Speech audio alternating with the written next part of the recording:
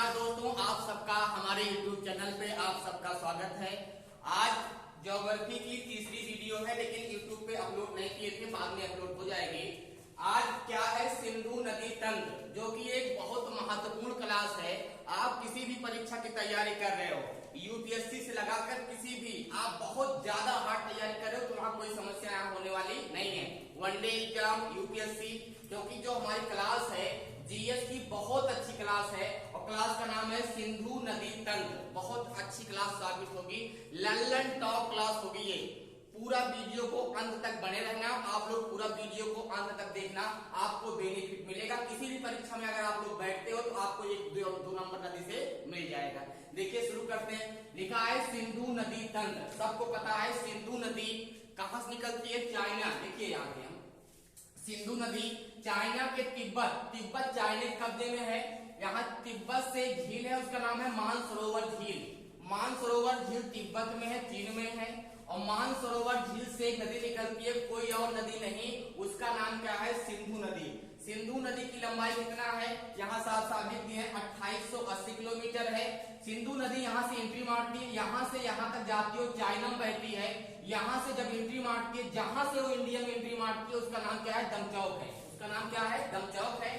दमचौक से इंडिया में एंट्री मारती है। पूछेगा बताओ सिंधु नदी भारत के कितने राज्यों से बहती है, तो एक भी राज्य नहीं पूछेगा, कितने यूटी से बहती है। यूटी मतलब केंद्र शासित प्रदेश होता है, तो आप बताइएगा कितना, एक। कितना बताओगे, एक बताओगे।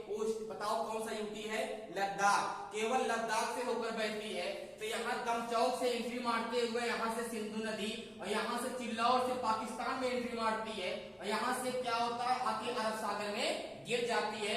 यही सिंधु नदी है। एक बहुत चौड़ी नदी है, लेकिन सबसे चौड़ी नदी नहीं है। पूछेगा भारत की सबसे चौड़ी नदी कौन है, तो भारत की सबसे चौड़ी नदी कौन सी है, बताओ, ब्रह्मपुत्र है। कौन सी है, ब्रह्मपुत्र है। पूछेगा भारत की सबसे लंबी नदी कौन है, गंगा होगा। पूछेगा दक्षिण भारत की सबसे लंबी नदी कौन है, तो गोदावरी होगा। लेकिन हमको सबसे मतलब नहीं है, टॉपिक का नाम है सिंधु नदी तंत्र, तो हम सिंधु की बात करेंगे, और सिंधु नदी की जो सहायक नदियां होंगी उसकी बात करेंगे। यहाँ से जब एंट्री मारती है, तो यहीं पे जो ये पार्ट है, यह क्या है, एलएसी, इसको बोलते हैं लाइन ऑफ एक्चुअल कंट्रोल। ये एरिया जो है चाइना कब्जे में है। किसके कब्जे में है, यहाँ हमेशा इंडिया के सैनिक और चाइना के सैनिक से हमेशा झड़प होती रहती है यहाँ पे। तो इन दोनों के झड़प के बीच में यहीं पे एक झील है जो विवाद का जड़ बनी हुई है। उस झील का नाम है पैगांग झील। क्या नाम है, पैगांग झील है। ये पूछेगा एशिया की सबसे ऊंची झील कौन है, क्या होगा, पैगांग झील होगा। ये एशिया की सबसे ऊंची झील है। भारत की सबसे ऊंची झील है। अगर पूछेगा विश्व की सबसे ऊंची झील कौन है, क्या बताओगे, बताओ, विश्व की सबसे ऊंची झील कौन सी है।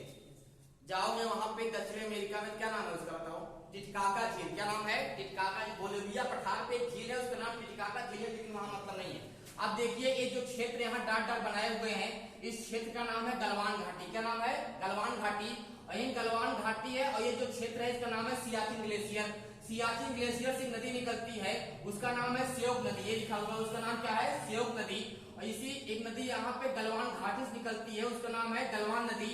आके श्योक नदी में मिल जाती है, उसका पानी श्योक नदी में मिल जाता है। उस श्योक के नाम से यहाँ पर एक रेंज है, पर्वत श्रेणी, उसका नाम है लद्दाख पर्वत श्रेणी। इस लद्दाख पर्वत श्रेणी को पार करते हुए आगे सिंधु नदी में मिल जाती है। उस नदी का नाम क्या है, श्योक नदी है। क्या नाम है, श्योक नदी है। आगे बढ़ेंगे, लद्दाख के ऊपरी क्षेत्र से पर्वत श्रेणी से एक नदी बही है, उसका नाम कोई और नहीं, उसका नाम क्या है, गिलगित नदी। क्या नाम है, गिलगित नदी। ये भी सिंधु में आके मिल जाती है। पूछेगा सिंधु सहायक नदी कौन है, तो गलवान नदी भी है, श्योक नदी भी है, और गिलगित नदी भी है। सिंधु नदी के नीचे निचले हिस्से में यहाँ पे एक पर्वत है, उसका नाम क्या है, नंगा पर्वत। ये ऊंची श्रेणी में आता है। और इसी आगे सिंधु नदी को जब आगे बहते हुए जाएगी, तो यहाँ पे आपको मिलेगा गुंजी घाट। गुंजी घाट का मतलब होता है जब पानी ज्यादा ऊंचाई से गिरे, उसके बाद तब बहने लगे, तो उसको बोलते हैं घाट। और इस घाट का नाम है गुंजी घाट। इस कितने ऊपर से गिरता है, 5200 मीटर। कितना लिखा है, 5200 मीटर। अगर किलोमीटर में चेंज करोगे तो 5 किलोमीटर और 200 मीटर, इतनी ऊंचाई से गिरता है। पूछेगा गुंजी घाट कहाँ है, क्या बताओगे, लद्दाख में है। कहाँ पे है, लद्दाख में। आगे जाएंगे, यहाँ चिल्लौर से पाकिस्तान में एंट्री करेगी, और इसके ऊपर एक पीओके में एक पर्वत श्रेणी है, उसका नाम है केटू गार्डविन आस्टिन। ऊंचाई कितना है, 8611 मीटर। कितना है? 8611 मीटर इसकी ऊंचाई है। लेकिन बात यह है, दुख की बात यह है, ये केटू गार्ड में नासिर हमारे कब्जे में नहीं है, ये पाकिस्तान के कब्जे में है, इंडिया का भाग नहीं है। तो पूछता है भारत की सबसे ऊंची पर्वत चोटी क्या है? तो हम लोग बताते हैं केटू गार्ड में नासिर, लेकिन वर्तमान की सबसे ऊंची चोटी पूछा जाए तो होगा वो क्या? कंचनजंगा, जो कि हमारे सिक्किम में है। इसकी ऊंचाई कितना है? 85-86 मीटर है। कितना है सिक्किम? तो ये है, क्या नाम है इसका? 85-86 मीटर है। इसका नाम क्या है? कंचनजंगा पर्वत चोटी। तो इसका नाम केटू गार्ड में नासिर है। ऊंचाई कितना है? 8611 मीटर है। यहाँ से जब एंट्री मारती है ये पाकिस्तान से होते हुए कहाँ गिरती है? अरब सागर में। सबसे बड़ी बात यह है कि ये वाला जो क्षेत्र है सिंधु घाटी सभ्यता ये बसी हुई है। उसका नाम क्या है? सिंधु घाटी सभ्यता। ये पाकिस्तान का जो क्षेत्र है बहुत ज्यादा उपजाऊ है। यहाँ आलू, प्याज, लहसुन बहुत ज्यादा मात्रा में होता है, क्योंकि ये चौड़ी नदी है। हमेशा बाढ़ में बहुत सारे मिट्टी को बहा कर लाती है। और यहाँ की मिट्टी कैसी है? दोमट मिट्टी है, क्योंकि यहाँ बहुत खादर मिट्टी बोलते हैं, जो जमाव के साथ में बहुत सारे खाद्य पदार्थ को बहा के लाती है और आके अरब सागर में गिर जाती है। अब देखो, यही जम्मू कश्मीर से एक नदी निकलती है, उसका नाम झेलम नदी है। और झेलम नदी जम्मू कश्मीर से निकलती है। पूछेगा किस दर्रा से? वेरीनाग, क्या? वेरीनाग झील से। यहाँ से एक दर्रा झील है, वेरीनाग झील, यहीं से नदी निकलती है। उसका नाम क्या है? झेलम नदी। क्या नाम है?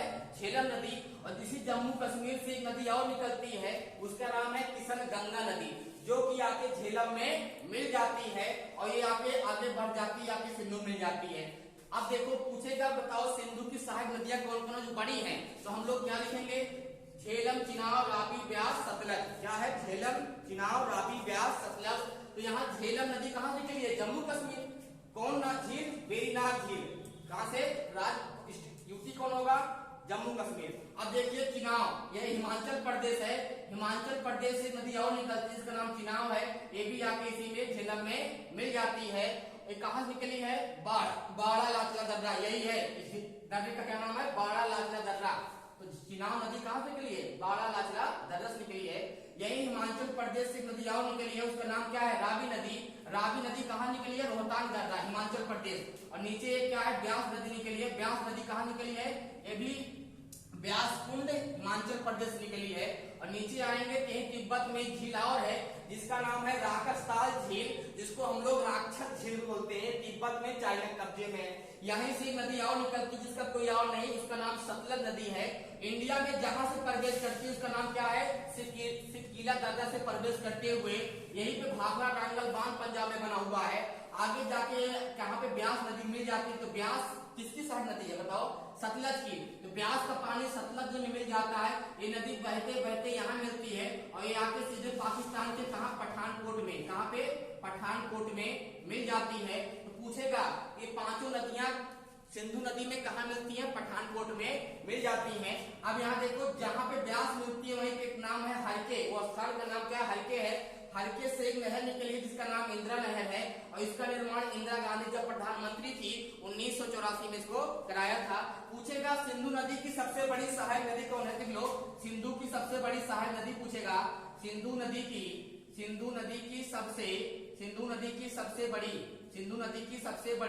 सबसे बड़ी सहायक नदी। तो आप लोग क्या बताओगे? बताओ क्या होगा? सिंधु नदी की सबसे बड़ी सहायक नदी क्या होगा? चिनाब। क्या होगा?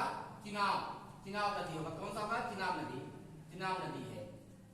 सिंधु नदी की सबसे बड़ी सहायक नदी कौन है? चिनाब नदी है। अब आप लोग को हमको विश्वास है, पूर्ण विश्वास है, आप लोग को ये क्लास अच्छी लगी होगी।